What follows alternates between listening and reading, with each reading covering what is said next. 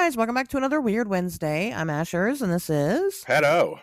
Pat. Oh, how was your You weekend? gonna ask me how my weekend was? Is that how we're gonna start this one off? Oh, I didn't know. I was like, do I ask how the weekend is and just play it as usual, or do I just get into the news first, and then we talk about the weekend? How do you want to do this?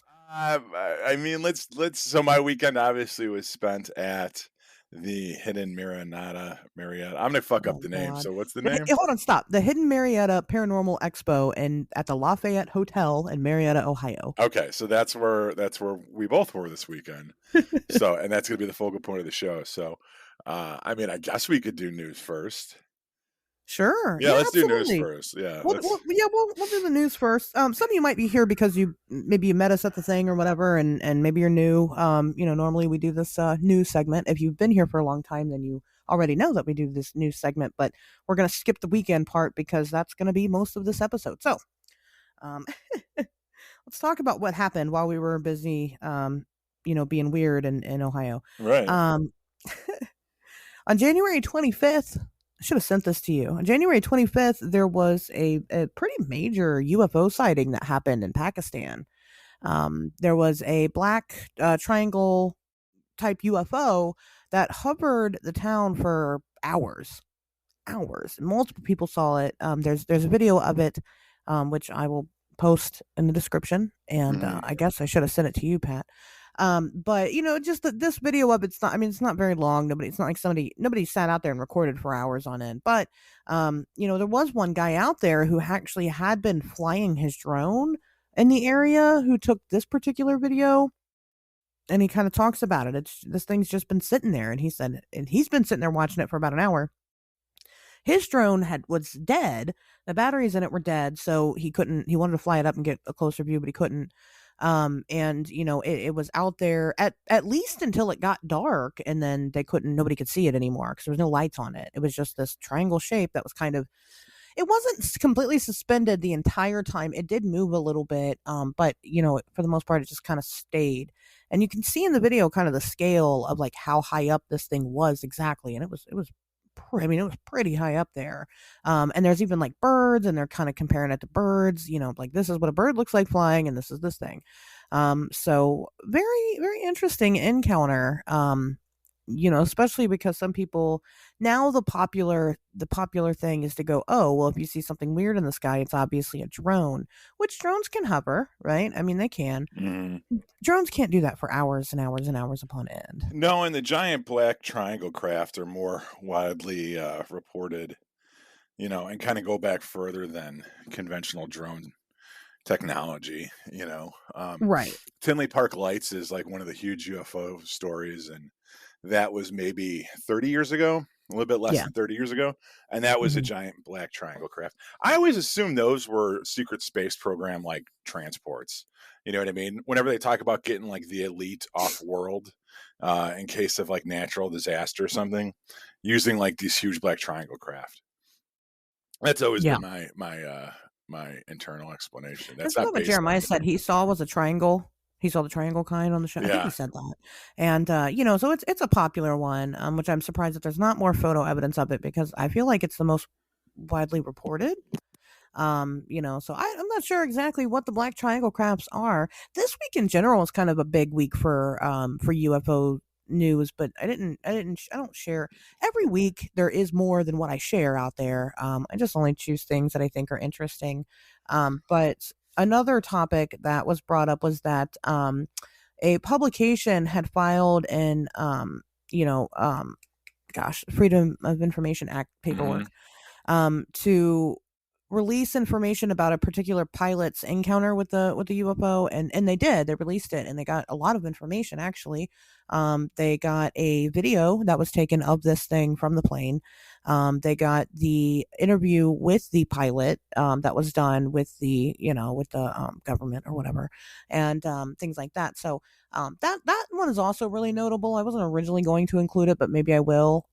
So they see this weird thing, and the pilot kind of thought, because it was very small, it was probably only about 5 feet, I guess across, and I initially thought maybe it was like a cluster of balloons, but then when you look at it, of course, the video doesn't do it much justice. I mean, it's moving very, very fast. It also seems to have something like there's like a top portion of it and then a bottom portion of it that looks kind of like almost like a camera hanging down. Which again could potentially be a drone, but it's flying at a very high altitude, very quickly, and the size doesn't really make much sense because it was kind of too big to be a drone, but too small to be a plane. So that one was interesting. During the interview, the pilot freely gave up the information and kind of laughs and goes, it's not, yes, it's a UFO. I don't think it's aliens, but it's a UFO. And he asked other questions, to the government official, like, will you let me know what it is when you guys find out? And they're like, no. He was like, okay. And then they were consoling him with, well, you don't, we know you're scared, you're concerned. It's probably jarring for you. You're not the only person. And things like that. So that's, of course, the UFO disclosure continues. So we'll see what happens next, I guess. I mean, I don't know. Do any of these reports matter when that's all they are? It's just reports. I guess if you still need convincing, sure. But, Mhm. Sometimes, I mean, it's starting to be like the way I feel about, Bigfoot nowadays. It's kind of overrated. So Well, that's my 2 cents. we have an overabundance of the same quality of evidence, right? And what you need now is like you're not going to tip the scales anymore by putting these pictures and these videos and Right. the same quality of evidence over and over. What you need now is something to uh, something bigger, something to really tip the scales. Something there needs to be an evolution in evidence. And until you get that, you can't just keep kind of show up with shaky cell phone footage and expect that to like eventually be the needle that broke the Right. whatever. It's not gonna fucking happen. Yeah, I mean, I agree with that. I mean, can we just all collectively decide that, like, yes, there's strange things going on in the sky right now? I mean, we don't exactly know what they are. And I mean, can't we just agree on that portion of it? I think that's still because I think we forget because we are so close to the topic that there are still people that do need the convincing. So I don't know. Right. And so I guess to them it's interesting, but to us who, people that are used to it and maybe some of you guys listening, we don't need it anymore. It's still fun. Right. We're But busy arguing about what race is piloting them. You know yeah, what I mean? It's, exactly. it's not Right. about Right. whether or We're on not step two. the Yeah. spaceship's in the sky. It's like, well, who do we think's flying this one? You Right, know? but what the hell are they? Right, exactly. So that's I agree. I mean, I'll still report things that I find extra interesting. Like I said, that's why I don't report every single incident that happens. Just because there's a lot, and if you guys are really that intrigued in it, I'm sure you have sources where you're seeking that news out at. Anyway, um, speaking of the same old evidence, there was an interesting occurrence on January the 20th in Wimbledon Park Lake. Apparently, allegedly, there was a lot of people there and they sighted, their own monster, their own lake monster, and took a picture of it. Nice. And this thing looks like, I will send you this one while I'm explaining. I mean, it looks like the surgeon's photograph. I mean, it looks like Nessie holding, a plesiosaur holding the head up out of the water. I'm gonna shoot it your way. You can just that's the whole article, but that's how you see the pictures. But anyway, it's just one picture. So I was trying to like deep dive into this a little bit more, and because what I had saw was that this had emerged on a Facebook group, or not a Facebook group, but a Facebook post. So I was trying to find the original post, and I can't locate it because I'd like to talk to the lady that took the picture Yeah.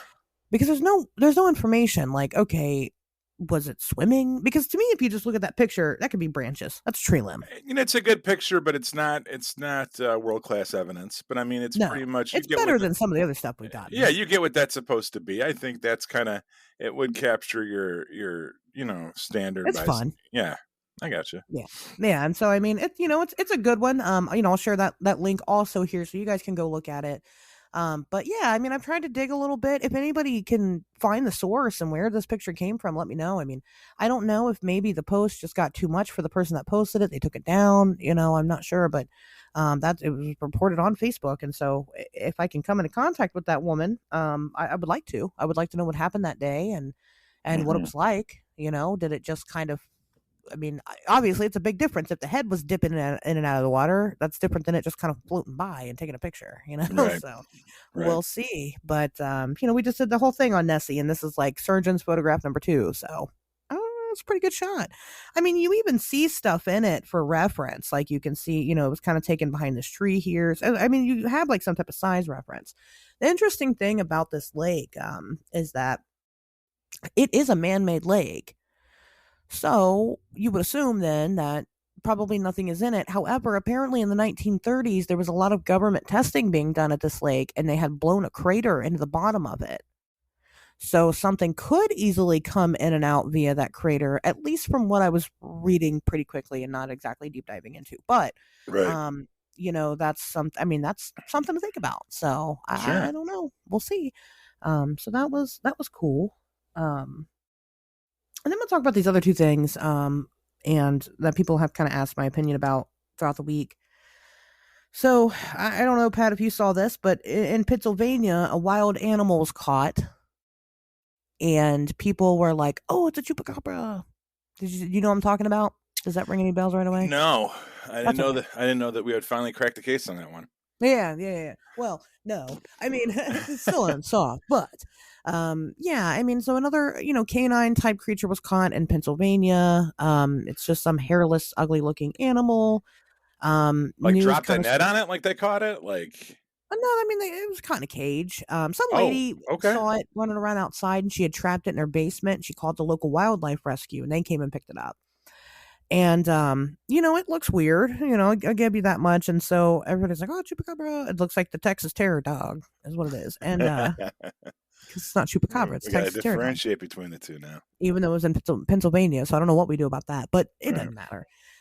So they caught this canine thing, and the wildlife people were like, "Well, we don't know if it's someone's dog. We don't know if it's a coyote. Just with a severe case of mange, we're gonna do DNA testing on it. Takes about 2 to 4 weeks to get the results. We'll let you guys know." Hmm. So people are freaking out all over social media about this thing. I'm seeing people, they're like, "Oh no, it doesn't take." Oh well, first of all, some conspiracy people are like, it doesn't take 2 to 4 weeks to get DNA test results back.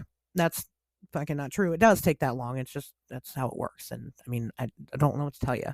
I mean, Right. it's not like wildlife places have their own lab that do DNA testing. They have to send that shit out like everybody else does and wait in line. Right. Okay, so there's that. So also, while they were waiting for these DNA test results, about 3 days later, one of the workers came into the wildlife place, and the whole place was completely trashed. The cage was broken, was very much, this thing broke out of its cage. The room was just in disarray, and not just that, it had actually chewed off the windowsill until it could get the window open and jumped out of the screen. It's gone now again. So So, how much video evidence of this thing is there? Because you think that once they had it in the cage, someone would have stuck a camera in this thing's fucking face and just hit record and let it run. There I better don't know be if a there's a lot of lot of video footage. I don't know if there. I mean, there might be. I know they posted a lot of pictures. As a matter of fact, the wildlife place is called Wildlife Works, Hmm. and you can actually look up Wildlife Works on Facebook and go to their Facebook page, and you can see a picture. I mean, clear picture of it. It's actually, if you just type it in, all kinds of shit pop up for it. But you can go to their page and look. I know they had a lot more pictures of this thing previously, but I believe that they have shut down their Facebook page and deleted a bunch of things because people were mad about this for some reason. It's very controversial. I don't know why. Lots of people have been donating money though, and it has garnered a lot of exposure for the rescue, which is great. People were donating to it. Some people wanted to adopt it because it could just be someone's dog. It could just be a dog. It So doesn't sound like it from its breakout. here, I'll send you a picture real quick so That you can breakout sounds pretty intense. see. That's a high level of not only aggression but physical strength and There you go. you See the know, picture. Well, yeah. I mean, yes. It wasn't very large, but dogs do that. I mean, that's not unheard of. Dogs break out of cages all the time. I mean, it happens. Dogs are dogs. They're assholes. But I mean, chewing off the windowsill and all that to get out is kind of weird. It is a little weird. yeah, But and you know I what? would say it would depend on the cage too, because do these people know how to cage an animal? I would think they would. You're Well, right. yeah, they're a wildlife rescue. Sometimes when I have my 10-year-old put one of my dogs away, he doesn't quite close the cage, and we come home and we find the dog walking around the house. You're absolutely right. That does happen. What? Yeah. Yeah, I'm good. How are you? Yeah. You okay? Are you cold? Put a shirt on. Special guest Jill tonight, everybody. Jill walks in with no shirt on, just a bra. She's like, "You okay up Special here?" guest topless Jill tonight, guys. That's just sound. It's all right. No, not completely. But yeah, so I mean, like I've had dogs like escape from cages, but once again, it's like a 10-year-old, was supposed to lock the dog up and didn't. I would think that these wildlife people would have slightly better cages and be slightly more responsible. But anyone that's watched Parks and Recs know sometimes, not that's not necessarily true of the wildlife division. So, sometimes they can just be fucking stoners or whatever. Um, I don't know. Did you look at the picture? I feel like this was definitely an opportunity though. And if it was squandered, oh, that's the thing. See, Yeah. that doesn't look too violent. But that's what a lot of people think that chupacabra is this weird canine, this ugly canine. Yeah, I don't know. It'd be interesting. So I mean, but they did take a DNA sample. I mean, they'll see what it is. It's probably just a mangy coyote. And you could have had goofballs go in there and break the thing out just to try to capture it because they think Well, that it's. absolutely. This thing got a lot before it broke out. Had a lot of social media attention. Yeah, I think there's. Um, I think depending on how much time and effort you want to put into it, there's a bigger story here. This is a sure. Lifetime Channel movie. You know what I mean? Like from everything with what the creature was like, its demeanor, to how it was caged, to who could have potentially broke the thing out, whether or Right. not it was aggressive enough to actually destroy the office and then shoot through a window frame and shit. Like Right. over the course of how many hours? What was it? Just an overnight shift or something? They leave at 6. They came back at Yeah. 10 the next morning or something. I mean, that's not unheard of to leave. I mean, they don't need round. I mean, no, I guess nobody there needed round the clock care at the moment. And if they do, usually they're in a vet. This is a rehab center for Yeah, wildlife, so it's not it's got a emergency soft things little like that. blankie to cuddle with, though. Look at them. It does, yeah, and they were very nice. And I think that the wildlife place definitely ate it up. You know what I mean? They were like, they were enjoying, calling it coyote in quotation marks because they were getting attention. And again, they were getting money. These places aren't very well funded. They're not Right. government funded at all. So, I mean, I don't blame them for playing it up. I think that Well, that's you got to be. fine. And Now you learn the dark side of that. Some fuckwit's gonna break into your office, and that's true. That's uh, true. Well, I mean, you guys should still go donate your money to Wildlife Works. yeah, they're gonna need a new window. Because yeah, right, and apparently some better cages and security, and but anyway, so that was that story. The other one I want to talk about kind of leads into the weekend, Right. and I'm going to give my opinion on this as well. So the Georgetown Bigfoot, that which I've made a post about already on social media, but I will say it again. There is a Facebook post going around talking about this Bigfoot that apparently in Georgetown, which doesn't say the state, just Georgetown. A woman saw Bigfoot while she was gathering acorns because people just gather As one acorns. does. Yeah. Yeah, Fucking, right. And she saw this Bigfoot and she reported it, and they had to close down a whole park for it. And she took pictures of it, and there's a picture of this Bigfoot. Okay, guys, listen. I do want to talk about this. This is a great lead into the weekend. It is. Yeah. Listen. I'm gonna tell you this right now. Okay, first of all, if you just click on who the person sharing this, like the news publication, quote unquote news sharing this, you would see it is completely satire.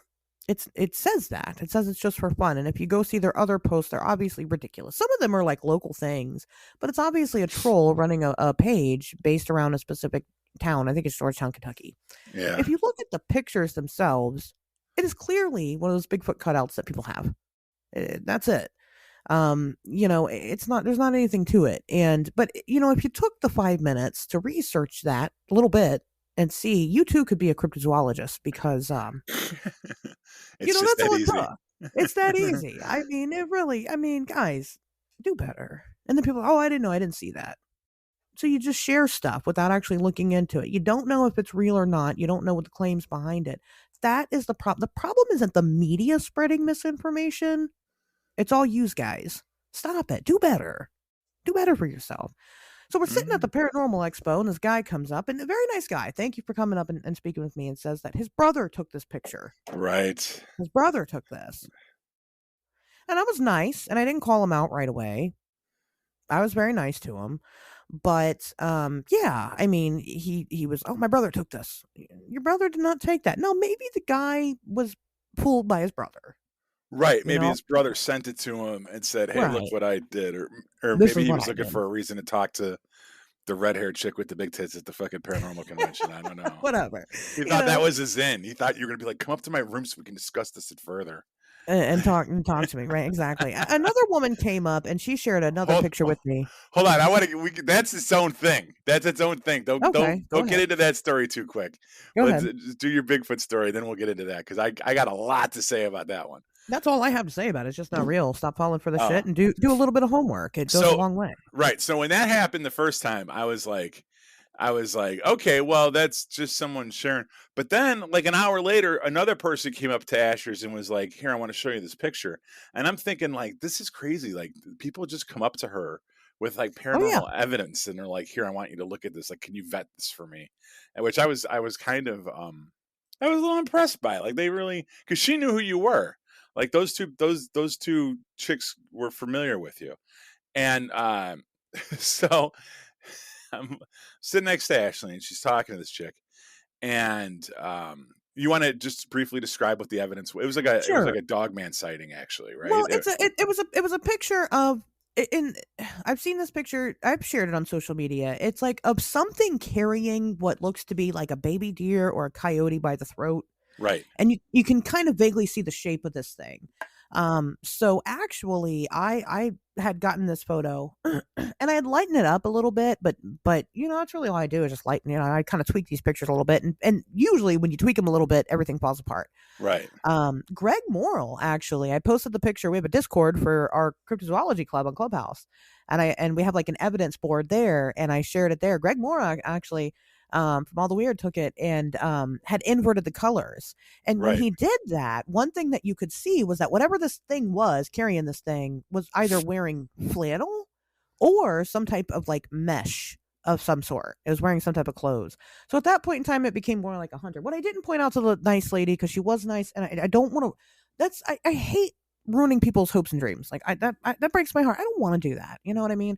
And so I didn't want to tell her. But like when you look at the eyes in that picture, also because in the original picture you can see like kind of glowing eyes. Uh, But in the doctored inverted picture, you can see that there is a distinct box where those eyes are.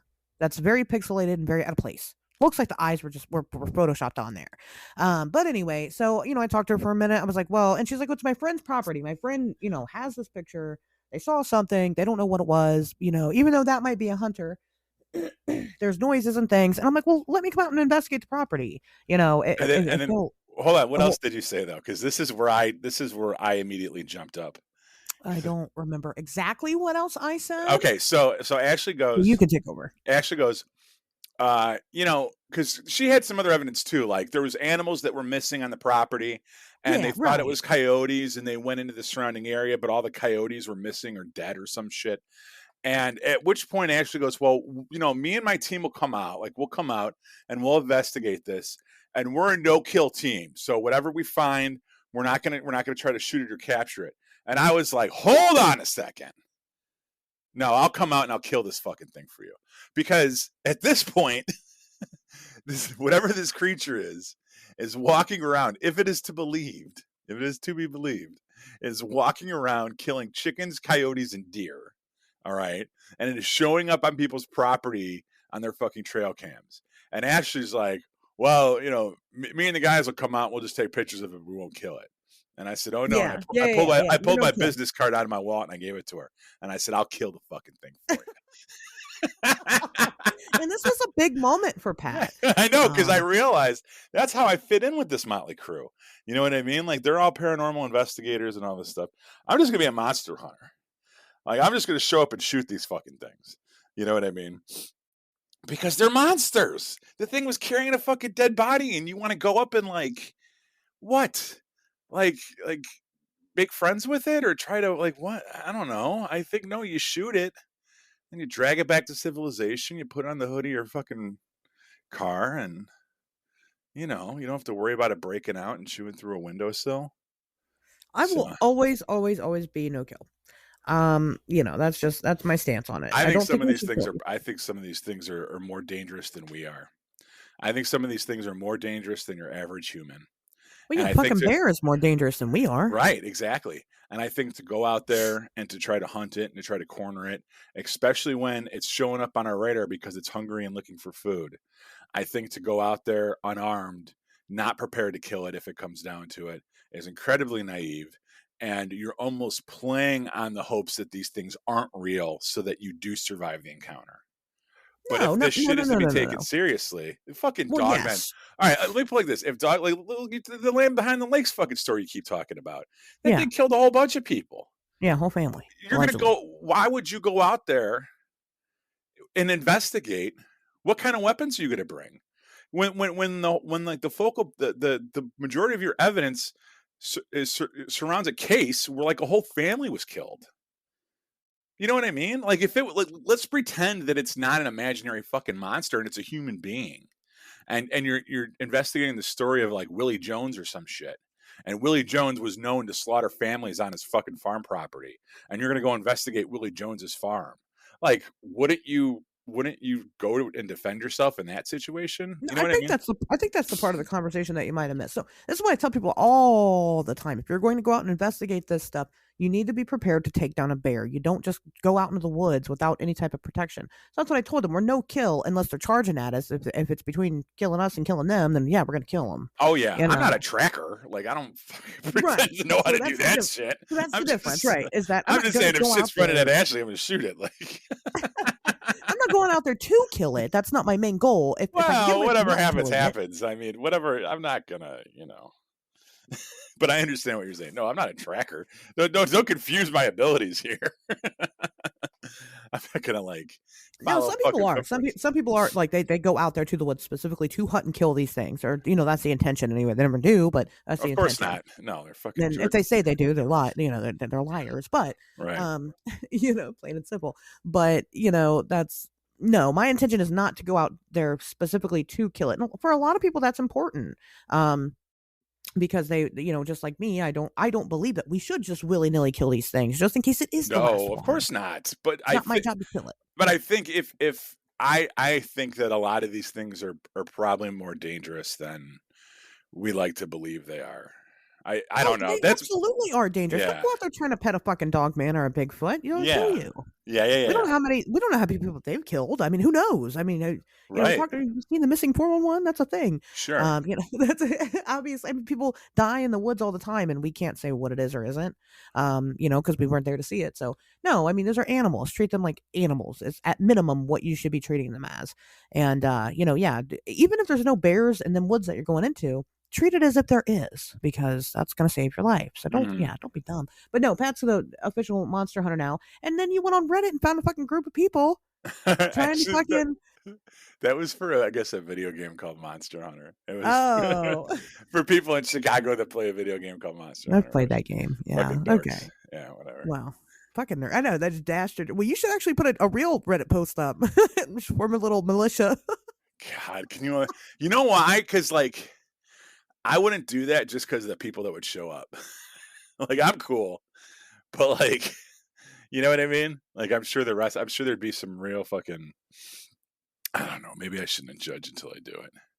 Yeah, I'll do a meetup this Show spring. other monster hunters. Okay. Right. That way I don't have to buy all the shotguns myself. You know. Exactly. Exactly. They'll at least, help you pay for the tents and shit or whatever it But is you're at doing. least, yeah, to go to do like the Land Behind the Lake stuff, or like if you guys want to go into any of these like these, or because you're talking a lot about the dog man and all this shit, and or the Beast of Bray Road, like these things that are like clearly dangerous and predators, like I guess just shoot me a call and I'll hunt it with you. Okay. Well, the people that we're going with, you know what? I'll talk to you about it off the air. Anyway, anyway, I'll get into that later. But yeah, so Pat made a discovery about himself, this weekend, at the Paranormal Expo. People showed me evidence and things. That's what Aunt kept saying. She was like, she's like, people keep showing me all this stuff. And I'm like, what are you talking about? Well, I kept Okay, let me back up. Let's start over. Why don't we? Pat, how was your weekend? My weekend was it was a lot of driving. Yes, it was a It lot was of a lot of driving. driving, but it was very much worth it. It was a very good time. Drove to the border, the Ohio border of West Virginia. Stayed at a historic hotel, just overlooking the Ohio River. Um, and made my first paranormal convention. And got spotted in the wild by fans and met a lot of really cool people. Danielle from Parachills was there, classing up the joint, Yeah. and got to see Ashes do her thing and her natural elements, and was very proud of her. Oh, thank you. And sold some T-shirts and DVDs, and met a lot of great people, and hopefully they're all listening right now. So that was my It weekend. was no, it was it was great. I'm glad that you got to come out, and kind of really get to experience it. And because we were kind of talking right before the show, and like obviously, like this is my first event having a booth, my first event doing the speaking thing. But I've gone to them, right? We've talked about them here, about Mhm. me going to them. And after having a booth, I gotta say, I still prefer to not have one. And it was hard because I'm used to having the freedom, not that I couldn't get up and walk around, but sometimes I felt like I definitely could, and I mean I did. I was constantly doing something, being pulled somewhere, whatever I felt like, which is fine. I like busy, I like that. But when you don't have a booth, you don't have a place that you have to be, and I like that. um I like the booth because it forces people to walk past you. So like it gives you a chance to engage with people. I mean, we had prime booth real estate. We had the we second did, booth yeah. in when you first walked in the door. So we got everybody. And what was great was when there was traffic jams and people would be backed up, we'd have They a were stuck. captive audience right in front of our table, and I could get up there and do my spiel, Yeah. which I felt very comfortable doing. I think we should continue doing these events and having booths, and I Oh, should just absolutely. run the booth and you wander around and You are so damn good at your spiel, and I'll tell you that. Like, me well, and Ann were talking about it outside, and we're like, "Man, Pat is really good." Ann's like, it "I know, comes right? I from just decades of begging for pussy. I don't know what to tell you. no, you're really good at it." And I was I just like, know. I'm well, because fucking I told you, I was like, I was telling you about my presentation and kind of what my issue is, and my problem is starting. Like, I right. once I get going, and you can clearly see that. My presentation's recorded. And you can clearly see that I'm struggling to start. But once I do, I mean, it's natural and perfect and confident and great. Sure. So having that initial introduction. So the difference is like when I go to these other events and I'm just walking around, people just approach me. They recognize me. Right. And or if they don't, it's because I'm at their table and I start talking about their stuff. And then they Sure. get interested in me and what I do. And then we talk, then we get talk back and forth. So sitting at the booth is hard because you just announced every single person. You had a whole thing planned out and It's a announced numbers game. everybody. It's a It was numbers game. great. If And you, and you know what? Sometimes I tell you, they'd come up and you'd be like, "We host a podcast. I'm Pat. This is Ashley," and they'd be listening, and then you'd be like, "She's one of the speakers here today," and their whole fucking face, right. they would just completely you change, you right? legitimized us. No, of course not, because you want to talk to them. This because they're looking at our stickers. We didn't. Yeah, We learned a lot. We learned a we lot learned this a week lot. and all Yeah. around. And I think one of the things that we're going to definitely incorporate in the next event is booth presentation, because we had merch, but we didn't like none of it Yes. said what the fuck it was. It was just on Wednesday we talk weird, and they're like, "All right, what the fuck is this?" Well, no, we're Yeah. a podcast and we're a weekly podcast, and this is who I am, and this is what we talk about. This is who I am. This is who she is. This is why you should give a shit who she is, because she's speaking later about the Mothman. Oh, look, we're right by West Virginia. Everyone knew who the fuck the Mothman was. And then at Oh that yeah. point, they're super interested in you, and I don't have to say anything else, and I can just kind of chime in and do whatever. And then if they seemed like cool people, I'd give them a refrigerator magnet.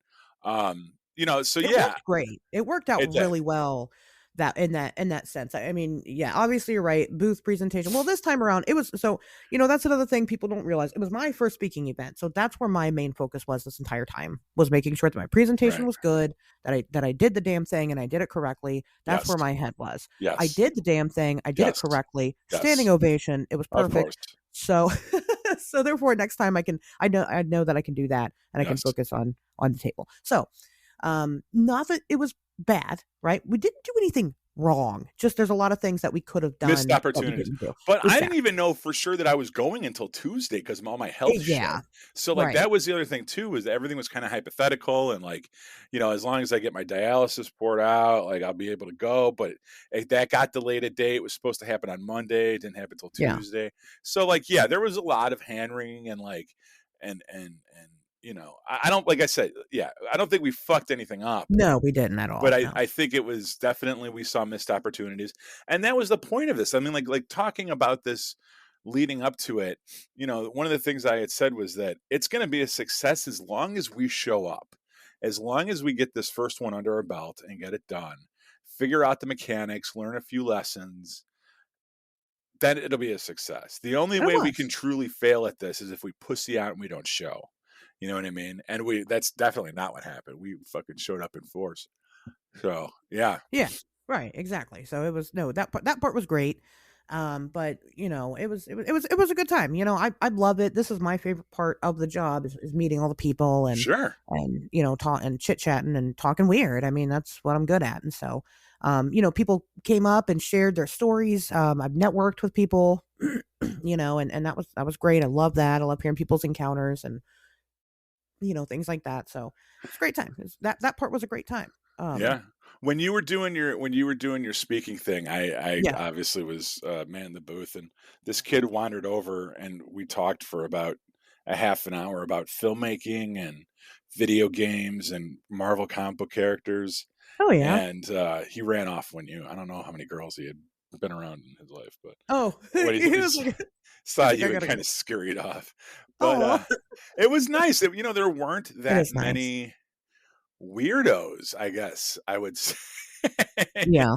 as the 40-year-old fucking engineer from Chicago.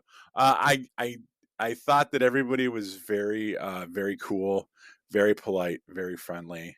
Some people were even a little charismatic, and I was like, oh, but we had a very good time, and I shot a bunch of footage, and it's on my Google Drive, and hopefully I'll edit it together. I don't have Anne never sent me your speech stuff, which is fine. Yeah. I don't know if you want that whole. I know it was your first time doing it. You probably don't want the whole thing out there, but the stuff that I shot, I will get on Twitter or YouTube or something. Hopefully by the time this episode airs. So Yeah. Sure. Yeah. Well, I'll talk to Anne and tell her. She's been working. So anyway, yeah, back to normal life for Anne. So all anyway, right. yeah, it was.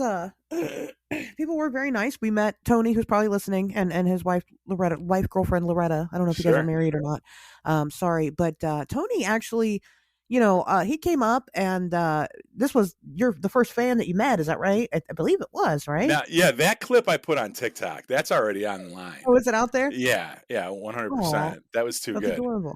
Yeah, No, I really appreciate you guys coming out. I'm pretty sure they came out just to see us.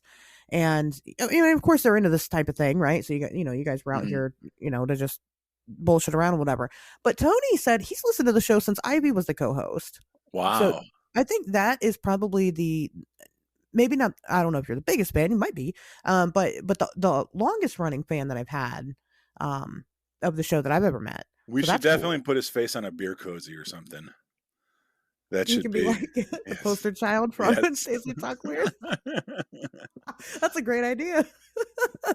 Tony, would you like to be Be on put a on a beer beer cozy? put you on a fanny pack, huh? God. I We'll tried to figure it out. order a replacement fanny pack because you took off with mine, and they don't they're not on the website anymore. They might be gone now. I don't know. That's a Can I you put should them check back on that. on there? I'll check on the I'll check on that. Yeah, the Um alien, like the cartoon alien character one is up there still, but not the kind that I had with the logo. oh, that's weird. Yeah. Huh. I'll look into it. I'll figure out Okay, why. cool. Cool. I need to pay better, closer attention to the merch anyway. But anyway. So yeah, so that was really cool. That was an experience right there in and of itself. So that was neat. But we did some, a little bit of investigating, not much. Um, just because it's hard to do when you because there's a lot of people that were staying there that were also, me and Ann were kind of talking about it more. It was a one room with a lot of psychics and mediums and this and that and the other. It was very overwhelming energy. And it's hard to do this kind of thing when you have that kind of overwhelming energy. And I think that in hindsight, after Ann and I had talked about it, what we had done Friday night makes a lot more sense. So we were doing the Estes method with Ann as the conduit, and trying to get some responses. Now when we do this type of thing, for people that don't know what the Estes method is, you take a spirit box and you connect headphones to it, and you have one person that has the headphones in their ear, and then they have a blindfold on. It's supposed to, one, deprive their senses, and two, take away their bias. So they're listening into the spirit box and what is going on, and they are yelling out the words. They are interpreting the words that they're hearing on a spirit box. If you don't know what a spirit box is, it runs through multiple channels, and really really quickly on a radio. So there's a couple of theories to it that it's just completely random and it's bullshit. Mm-hmm. That something is communicating and using the voices that are already available to it to communicate and singling out specific phrases, Mm-hmm. or that it's a totally different voice coming through, and it's actually their voice or whatever coming through. There's many different theories. I believe that it's more of a synchronicity of what you hear. I don't think I'm actually talking to anybody or anything. But but those phrases that are caught are significant in a synchronized way. So we did some of that. Pat recorded some of it. And I don't know what I'll ever do with it yet. I I don't know mean, if I did. I might have. yeah, you did. You recorded the Estes I method. was so fucking stoned in the morning. I had Stop. taken I had taken my nighttime meds Yeah, already. yeah, I Uh, think you did. but yeah, I was a little. I don't want to shit on it just yet. Like, dude, no, I'll let you give your thing. Well, I don't remember exactly what was asked. A lot of it seemed very topical. We were trying to talk about. No, we were asking about if they were drawn to that place, or Yeah, if they were native to it, if they had been people that had died there over the years, or if they had kind of come to it, or they've been drawn there, because the hotel does have extensive history, it but does. the whole Right. area does too. It's a very old town, and it's a very interesting. It kind of looked like a college town.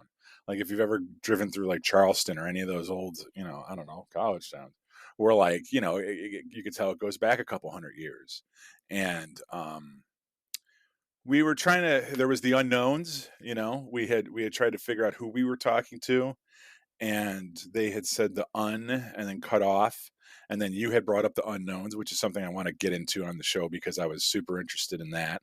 Oh, uh I don't want to get into that because I don't know enough about it. So, okay, fair enough, fair enough. I just kind of got into it because literally the night before, Emily and Tobias were doing that. That's who they were trying to contact. Wow, okay, I didn't know that.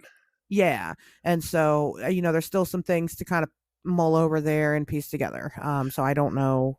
All right, so maybe compare notes with them, but they had that Yeah. was something that had been cut off. It was.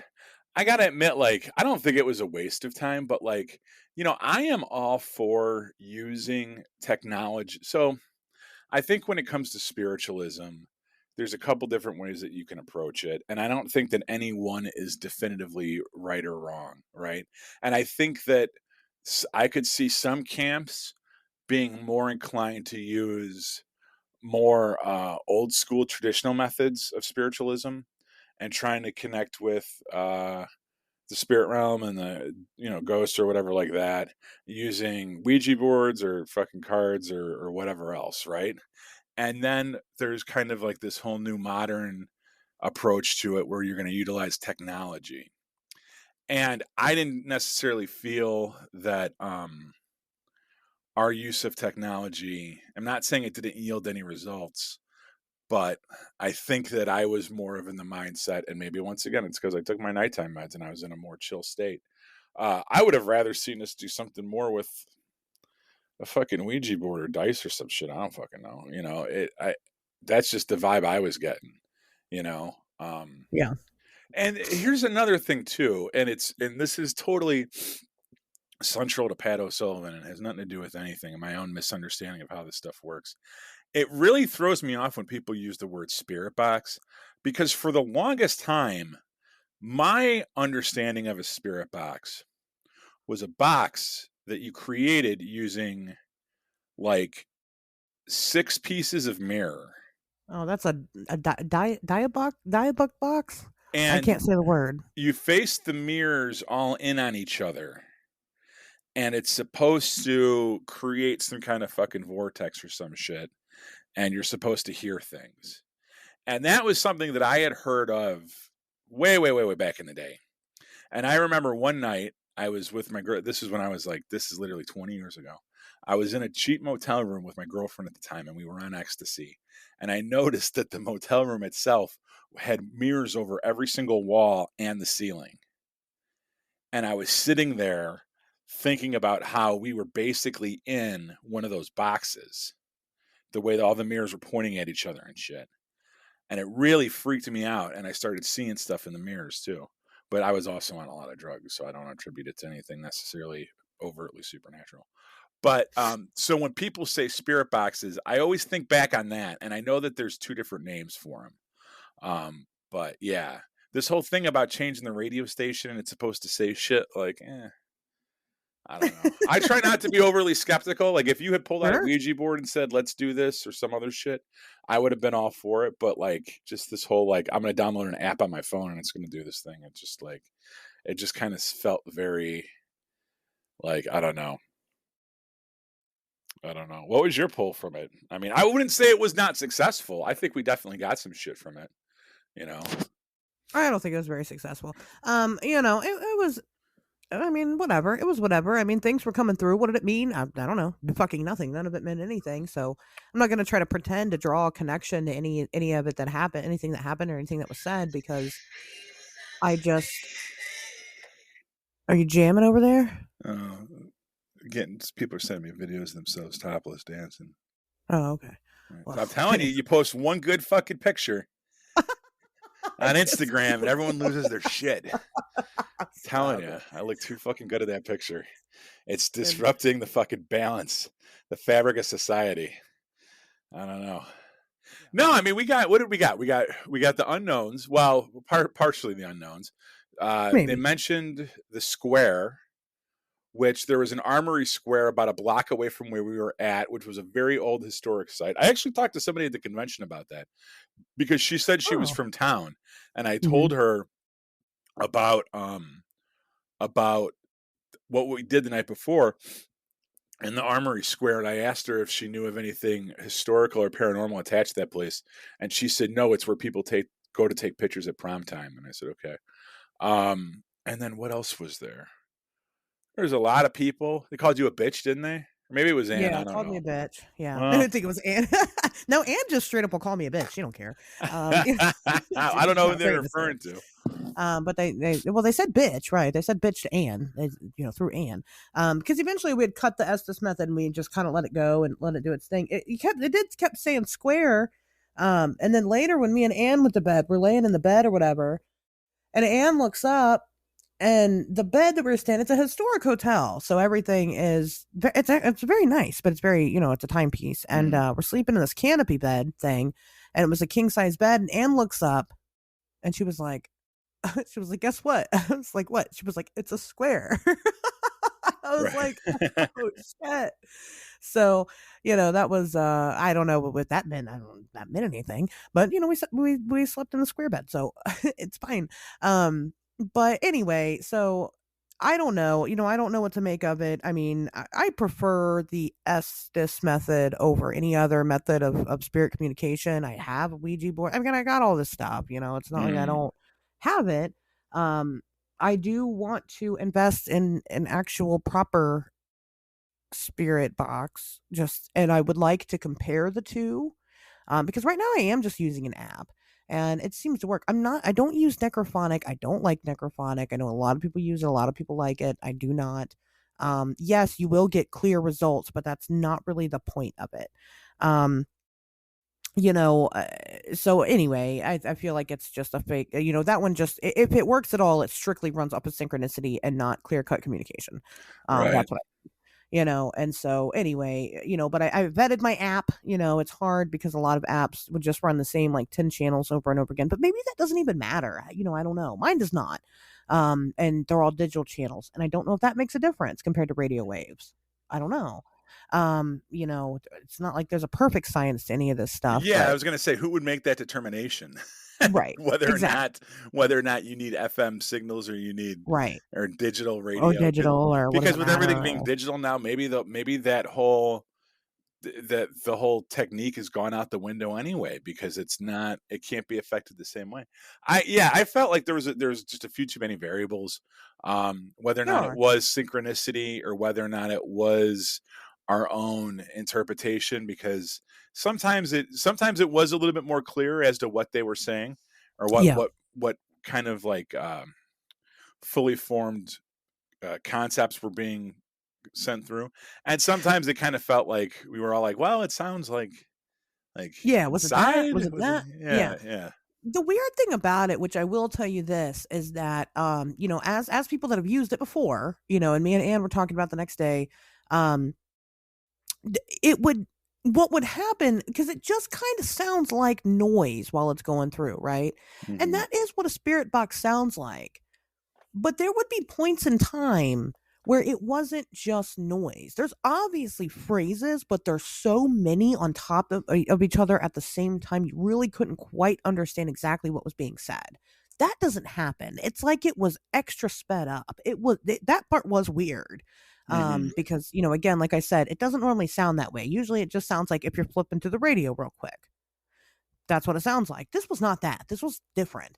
And that was interesting, especially for a place that is historically haunted like that.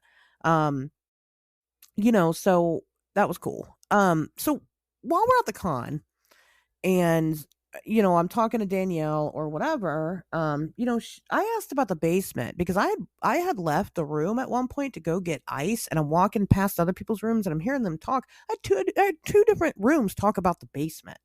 And so I'm like, oh, okay, the basement. I don't wonder what that deal is about.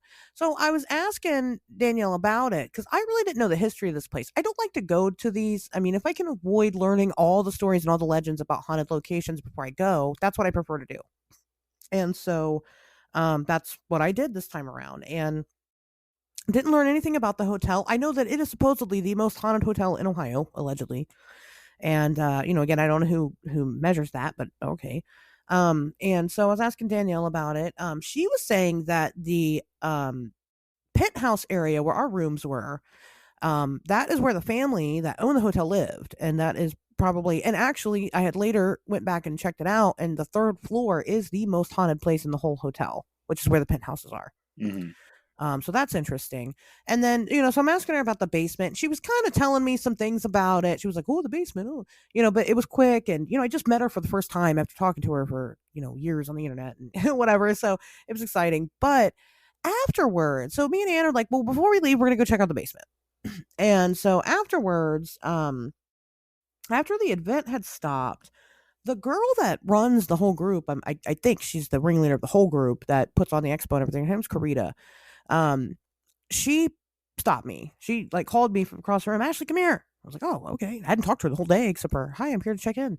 But okay, I whatever. Talk to her. I'm friendly. And she asked how the speaking engagement went. I told her it went great. She was like, great, great, great. I want to talk to you about this thing. I'm like, oh, okay.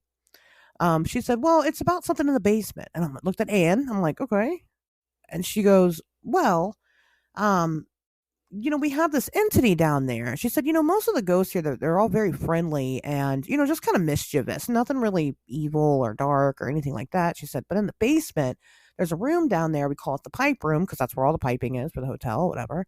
She said, and people that go down there are, bitten and hit and kicked, Mm. hair pulled.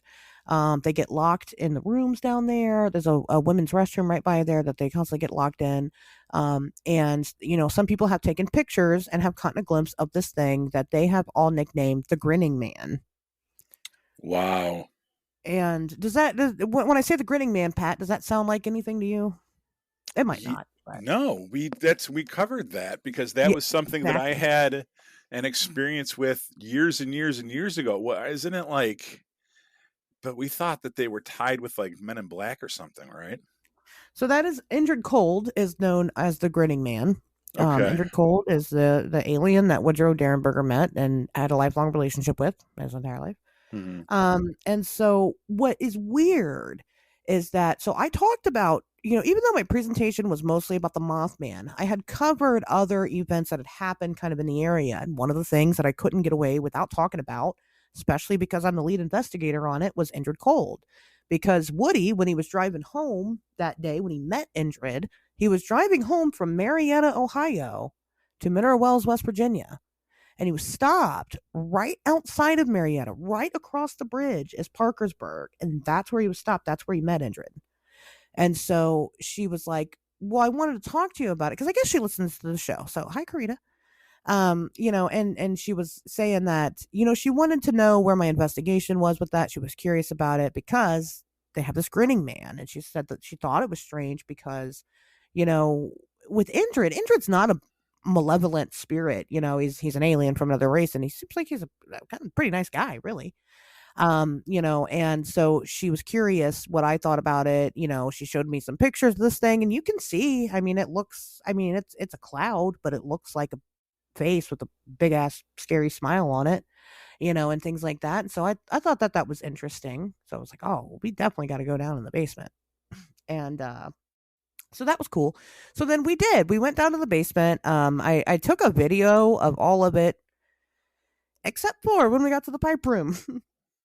Because so we get down there and it's uneventful. It's a basement. I mean, it's a hotel, right? So it's not like it's shitty or anything. There's a couple of conference rooms and stuff down there. Mhm. And we're kind of walking around it, and it kind of all goes in like a big circle of hallways. And but at some point there's like an offshoot, and there was no lights, no light switch to turn anything on.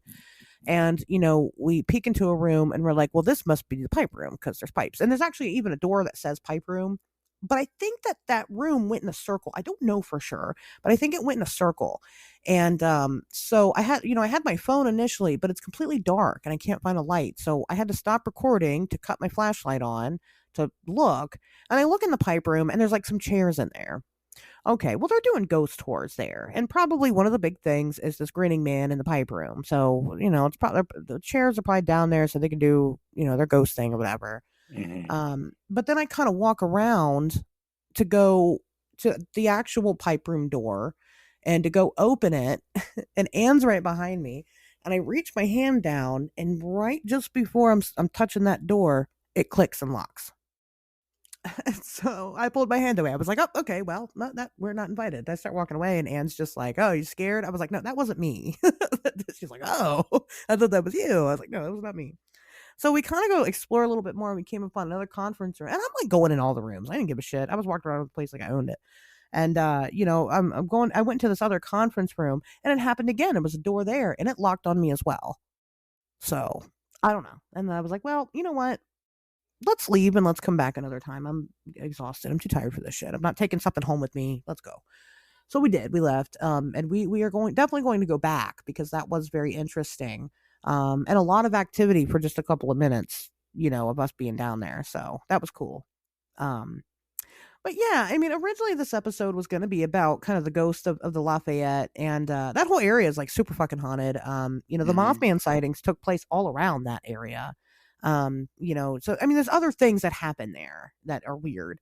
I highly recommend going. But when I was like looking into it and trying to dig into the ghost stories, they seem to be more very, very anecdotal. Like, I even found an interview with the general manager of the hotel who says that she's worked there for 25 years and nothing weird has ever happened. However, guests report things happening all the time. So, I mean, and all they really report is like there's some famous story about a guy who, in one of the penthouse rooms, made a sandwich. He went to the bathroom, he came out, and his sandwich was gone. And then it showed up again the next day. Very uneventful. You know what I Right. mean? Like, Well, not very spooky. according to the people that I heard at the front desk Saturday morning, the bed bugs could have fucking carried it off and then brought it back. Stop. Yeah. Stop. There was Well, that's don't give them a bad name. Bed bugs just happen, no, guys. I totally like the people. I was stuck behind behind this couple at the front desk for like 15 minutes Saturday morning as they were ranting and raving about this shit. I'm like, I just want to know where to move my car. Like, I don't. Like, it's all good. Yeah, I worked in the hotel. I was kind of pissed that they kept saying, like, bed bug. And I'm like, you're supposed to call them, like, Charlie's or something. Or you come up with, like, a nondescript name. So we So had some that, friends in our room last night. right. So We we have had some 3 spirits. rooms. My husband is being inducted in the high school's Hall of Fame. Yeah. I don't know what the fuck these people were there for. Whatever. Yeah. It's just Right. anything but bed bugs. Don't use, you can't, it's like saying bomb on a plane. You just can't, Right. that's Lots of one of those service things. animals at that convention, too. There were Good for lots of them. service animals there, and I wanted to touch them, but you're not supposed to, so I didn't, and that made me sad. But it's fine. That's good. It's fine. Yeah. That's So one dog emotional. tried to come up to me outside, and the girl like pulled her away real quick, and I'm like, oh no, it's okay. She's like, no, she's working. I was like, oh. I was like, Yeah. okay, no, I won't touch the dog then. I didn't get to try those chili dogs either. Those looked Where did those come from? There was right where your room was. There was a table set up where they were selling hot dogs and then hot dogs with sauce, and the sauce, being in Ohio, because you guys are fucking weirdos, was chili. So people eating chili dogs left and right. I was like, oh, I don't know about that. Oh, you gotta try it. It's got cinnamon in it, and it's good. Oof. I would definitely go back though. Next year we'll go back. Maybe we'll sneak together. We'll sing. We'll do a song and dance routine up on stage. Are you gonna put some wieners in your mouth next time you go back? You know me in Ohio. So I can't help it. Something in the water over there. I don't know, but no, I mean overall, it's a beautiful location. To host that kind of thing. It's a great little town. The hotel was great. It does overlook the river. It's really decently priced considering. Hell, even the penthouse rooms are like $200 a night, which just ain't bad. A quick 7-hour jaunt from Chicago. You'll be there before you know it. Yeah. Sure. Exactly. Well, and some of our listeners, I know we got some people from across the pond. So, if you guys are looking for somewhere to stay that's cheap, but also far away from where you are, so it's not cheap in travel, but cheap in stay there. And it's haunted, I guess, with bed bugs. So, right. Okay. I'm gonna say that. But no, it was eventful. Like I said, we'll definitely be going back to investigate another time, probably when it gets warmer. Parkersburg is not. It's not unrealistic for us because that's where Tanya lives now, and so I mean we're out that way. We'd stay there again for sure, and do our thing. But yeah, I mean I don't know. I can't. Oh, that's right. Something did happen, and I don't even think I told you about it. So while I'm giving the presentation, all right, people are asking questions, right, and that's good. That's, I wanted that to happen. But somebody had asked like what one of my weirdest experiences was, or other paranormal experiences that I had aside from my Mothman encounter, and if that was the weirdest, whatever. Well, I totally fucking blanked and was just like, oh yeah, nothing really weird happens. That's the weirdest thing that's ever happened to me, which is not true. Other weird things have happened, and I'm sorry, person, for saying that. Weird things do happen a lot. It's just that I was very nervous, but thank you for being patient with me. But I stood up there at a paranormal expo and told the whole fucking room, well, that just depends on what you consider weird, because I don't believe in ghosts. And that was ballsy of me to do. I explained, immediately after. I did explain my stance on it. I don't think that they're dead people, and I don't think that. I don't think that they're dead people coming back to haunt us or whatever. I think it's something else, some of their influence or whatnot. And when I explained it, everybody was like, but man, that was a really bold move to get up there and say I don't believe in ghosts in front of a. Yeah, that was a miscalculation. It was. That was definitely. Was. I think if you. I mean, I don't think I'm quite there yet, but at some point, somebody, Tobias could probably do it, could come up with like, the 9 types of people you meet at paranormal conventions. And these people were not the UFO crowd. They were not the cryptid crowd. They were the Ren Fair. Oh, that must sound like a dick. But they were like the Ren Fair witches, support dogs, spiritualist crowd. Is that good or is that bad? Is it good or bad? Are you asking my opinion? I don't know. Just delete it. There, it was like there's a lot of crystals and shit. Like you were, you're not the kind of people that you would talk about ghosts not being real in front of.